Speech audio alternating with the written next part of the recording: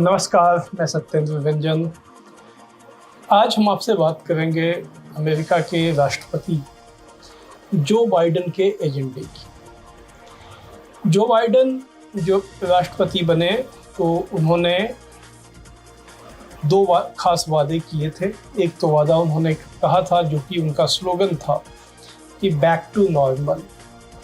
मतलब यह था कि डोनाल्ड ट्रंप के ज़माने में जो नॉर्मल सिचुएशन ख़त्म हो गया है उसको वो वापस लाएंगे, जिसका मतलब समझा गया था कि वो राष्ट्रपति ओबामा के दौर की में जिस ढंग से कामकाज होता था वहाँ वापस ले जाएंगे। लेकिन उससे भी बड़ा उनका वादा था बिल्ड बैक बेटर अमेरिका, यानी अमेरिका को फिर से बेहतर बनाया जाए। और इसके लिए उन्होंने कई घोषणाएं की थी।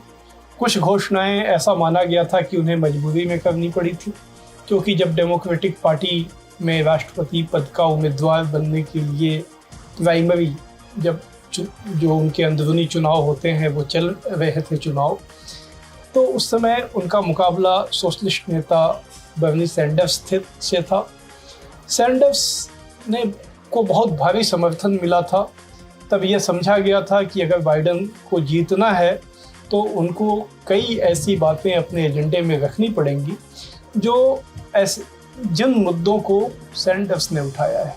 तो इसलिए दोनों की टीम के बीच में एक साझा कमेटी बनी थी जिसने एक डॉक्यूमेंट तैयार किया था, और उस डॉक्यूमेंट को बाइडेन ने अडॉप्ट किया था, उसे अपनाया था और उसे अपना एजेंडा घोषित किया था। उसी एजेंडे के तहत जो बातें थी उसमें एक तो यह था कि वहाँ पर जो आम लोग हैं उनकी हालत काफ़ी बिगड़ गई, पहले से ख़राब थी, क्योंकि वहाँ पर उनकी आमदनी जो है वो स्टैग्नेंट है पिछले 3 दशक या 4 दशक से। इसके अलावा जो स्टूडेंट्स के ऊपर लोन का बोझ है, जो चाइल्ड केयर का सिस्टम लड़खड़ा गया है, और ख़ासकर कोरोना महामारी आने के बाद जिस ढंग की स्वास्थ्य व्यवस्था वहाँ चरमरा गई। हम लोग जानते हैं कि अभी भी सबसे ज़्यादा मरने वालों की जो ऑफिशियल नंबर है वो अमेरिका का ही है।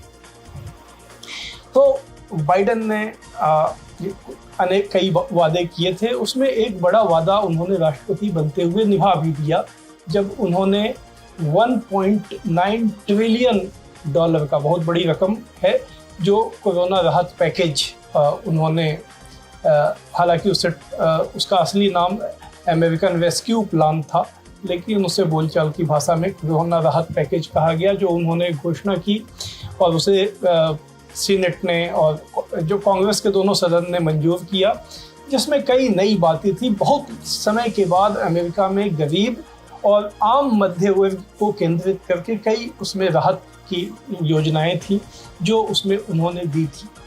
उसके बाद उन्होंने अपनी महत्वाकांक्षी योजना, जिसे उन्होंने अमेरिकन जॉब्स प्लान कहा और बोलचाल की भाषा में इंफ्रास्ट्रक्चर पैकेज कहा गया, उस पर उन्होंने 2.3 ट्रिलियन डॉलर खर्च करने का ऐलान किया।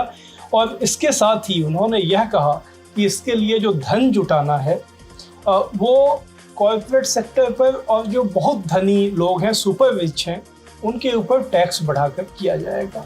यह एक सोशल डेमोक्रेटिक एजेंडा था। ऐसी बात पिछले 4 दशक में पहली बार किसी राष्ट्रपति ने कही थी, इसलिए इसको लेकर बड़ी दिलचस्पी पैदा हुई, न सिर्फ अमेरिका में बल्कि बाहर भी। लेकिन अब यह लगता है कि उनका एजेंडा डेडलॉक का शिकार हो गया है।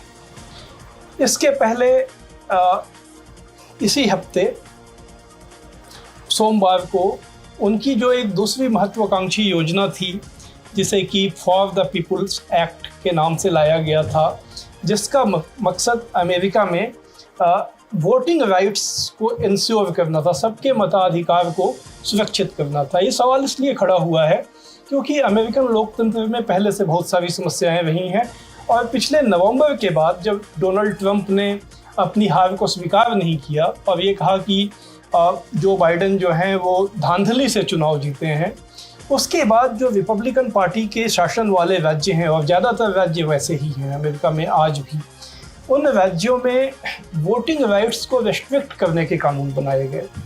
मसलन ये कानून बना दिया गया कि जो अर्ली वोटिंग होती है उसका टाइम घटा दिया गया।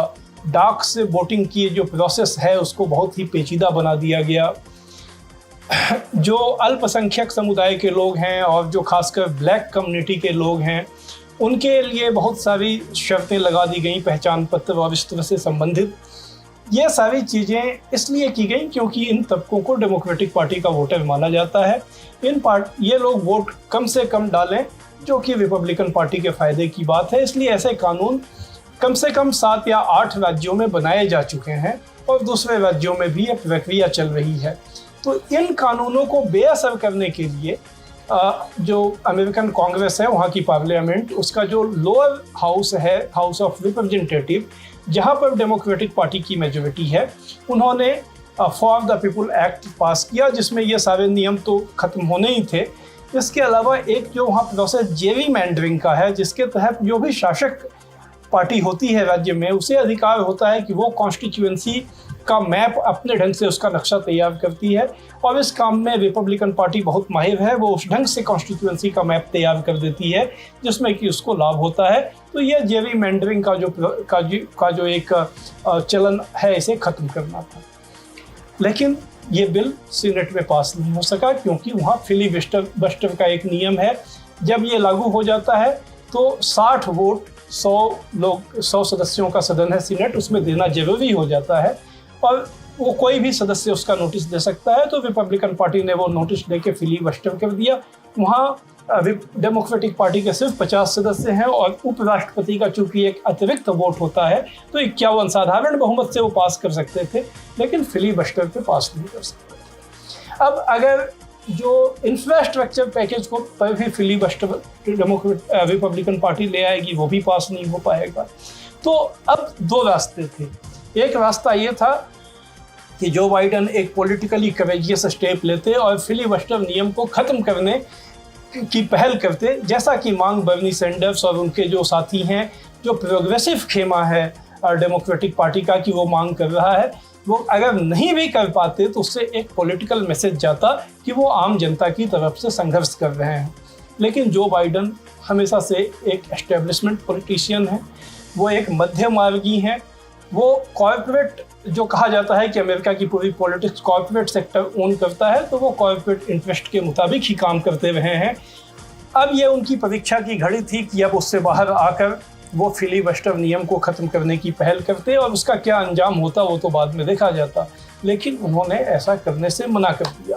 तो अभी स्थिति ये है कि उनका वोटिंग राइट्स बिल गिर चुका है और जो इंफ्रास्ट्रक्चर पैकेज है उस पर अब ये खबर है कि रिपब्लिकन पार्टी के साथ मिलकर एक सहमति का प्रस्ताव तैयार किया गया है, जिसमें सिर्फ $559 अरब नए खर्च होंगे। कहने को वो $1.2 ट्रिलियन होगा, लेकिन उसमें बहुत सारे उस खर्च को भी शामिल कर दिया गया है जो पहले ही कोरोना राहत पैकेज में दिया जा चुका है।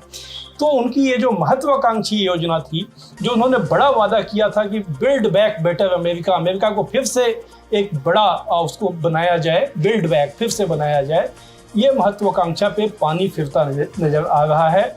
और लोगों का यही मानना है कि ऐसा इसलिए हो रहा है क्योंकि बाइडन जो स्थापित प्रक्रियाएं हैं, स्थापित चाल चलन है, उससे बाहर आने को तैयार नहीं है।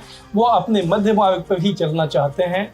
शायद उन्होंने अवतार सिंह पाश की कविता पढ़ी होती कि बीच का रास्ता नहीं होता, लेकिन वो बीच के रास्ते पे चलने की कोशिश में एक बड़ी जो संभावनाएं थी उसको ख़त्म करते दिख रहे हैं।